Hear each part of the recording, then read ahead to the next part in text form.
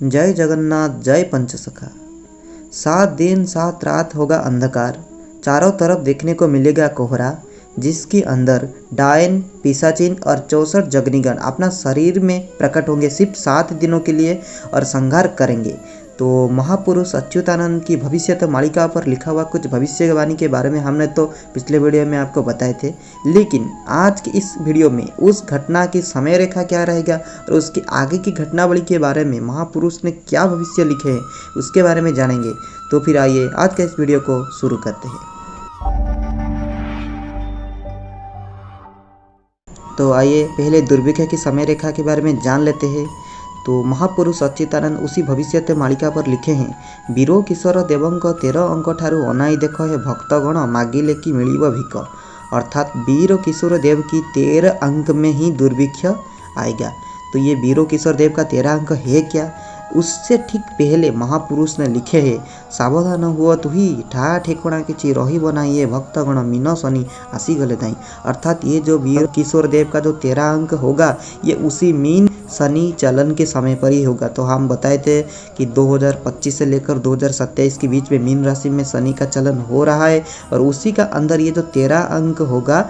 और ये 13 अंक तो क्या है, उसका एग्जैक्ट टाइमलाइन क्या है मैं बता देता हूँ। तो इसके बारे में हम आपको पिछले वीडियो में बताए थे कि जिस पर्टिकुलर ईयर में भारत में विश्व युद्ध होगा उसी साल में ही दुर्भिक्ष आएगा। तो अगर आप वो वाली वीडियो नहीं देखे तो मैं डिस्क्रिप्शन में उसका लिंक दे दूंगा, आप वहां से जाकर उसे देख सकते हो। लेकिन उसी ईयर में ये दुर्भिक्ष आएगा और उसके आगे की घटनावली बताते हुए महापुरुष ने लिखे हैं, कारो हेब गजा धोई कारो खेत गुणा होई बनाई ये भक्तगण कारो ओलिया फिटी बनाई। यानी इनडायरेक्टली ये कृषि हानि और उसी दुर्भिक्ष के बारे में ही बताया गया है, जहाँ पर बीज नष्ट हो जाएगा तथा कृषि पूरी तरह से बर्बाद हो चुका होगा उसी 13 अंक में वीर किशोर देव की। और उसके बाद हम जो जोगनीगण संहार करेंगे उसकी समय रेखा के बारे में जानेंगे। तो क्या लिखे हैं महापुरुष, फगुण चैत्र बेलकू देखिबु जोगिनी कर गोलकू हे भक्तगण धाड़ी देऊ थिबे उत्कलकू। अर्थात ये जो मसीहा होगा इसके बारे में हम आगे जाकर बताएंगे, जब हम जो आने वाले बीमारी के बारे में बताएंगे उसकी समय रेखा के बारे में बताएंगे, इसको भी कवर कर देंगे। लेकिन उसका जो महीना दिया गया है, फगुण का मतलब है फाल्गुन और चैत्र के मतलब है चैत्र, यानी फाल्गुन और चैत्र के महीने पर ही जोगनीगण संहार करना शुरू कर देंगे। तो ये जोगनीगण पहले रोग महामारी के माध्यम से संहार करेंगे, लेकिन जब 7 दिन 7 रात अंधकार होगा सिर्फ 7 दिनों के लिए ही ये स्व शरीर में प्रकट होकर संहार करेंगे। लेकिन ज़्यादा हमला तो ये व्याधि के माध्यम से ही करेंगे।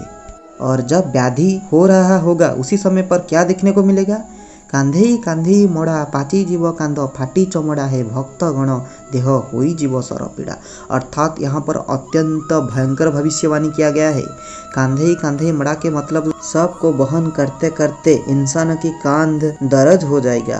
पाची जीव कांध फाटी चमड़ा अर्थात इतने लोगों की मृत्यु होगा कि उनकी मृत शरीर को उठाने तथा उसकी दाह संस्कार करने के लिए लोगों के पक्षे नामुमकिन जैसा हो जाएगा। हर दिन हर घंटे हर मुहूर्त पर ही लोगों की मृत्यु खबर उसी समय पर मिलेगा जब महामारी माध्यम से जोगनीगण संहार करेंगे। और क्या होगा, देह हुई जीव सरपीड़ा अर्थात बहन करते करते सबको लोगों की सरपीड़ा होने लगेगा। आजी जे बहिब सब काली से कहा कांधे बसिब हे भक्तगण यही परी लागी रही। अर्थात उसी समय पर जो आदमी जो व्यक्ति लोगों की सब को अपनी कान में बहन कर दाह संस्कार करने जा रहा होगा, लेकिन ठीक उसके कुछ दिन बाद वो किसी और की कान में होगा, यानी उसका भी मृत्यु हो चुका होगा। दोस्तों ये महामारी तो आएगा, तो जाहिर सी बात है महामारी के प्रकोप उनका ऊपर भी पड़ेगा जो दूसरों की सबों की संस्कार कर रहे होंगे। और लेकिन जो आखिरकार जिनका मृत्यु होगा उनका क्या हाल होगा, शेषकू मरीबे जेही तांको बोहिबाकू नथिबे केहिए भक्तगण तांको दरजा पिटिब नाही। अर्थात ये घटना जारी रहेगा। लोग आज किसी का दूसरे का दाह संस्कार कर रहे होंगे, लेकिन उसके बाद कुछ ही दिनों के बाद वो मृत्युवरण कर रहे होंगे, वो किसी और की कांध पर होंगे और उनकी सब संस्कार जो कर रहे हैं उसके कुछ दिनों के बाद वो भी किसी और की कांध में होंगे, उनका भी मृत्यु हो चुका होगा। तो ऐसे करके बहुत ही लोगों की मृत्यु हो जाएगा। तो विश्व युद्ध और महामारी के माध्यम से संसार की बहुत ही जनक्षय होगा।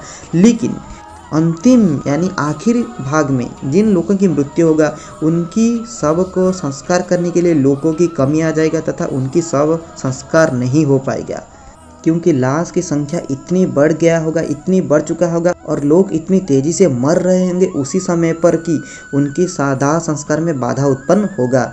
तो दोस्तों अभी के लिए जो एक बीमारी आया है कोरोना, उसकी डेथ रेट के हिसाब से आने वाले महामारी की जो डेथ रेट होगा वो काफ़ी ज़्यादा रहेगा। तो देखिए आने वाले समय में ऐसे कौन सी महामारी आएगा, इसके बारे में भी हम आगे जाकर डिटेल से चर्चा करेंगे और कौन सी बीमारी का क्या क्या लक्षण होगा, ये बीमारी कब और कैसे आएंगे, उसका एग्जैक्ट टाइमलाइन क्या रहेगा, उसके ऊपर भी चर्चा करेंगे।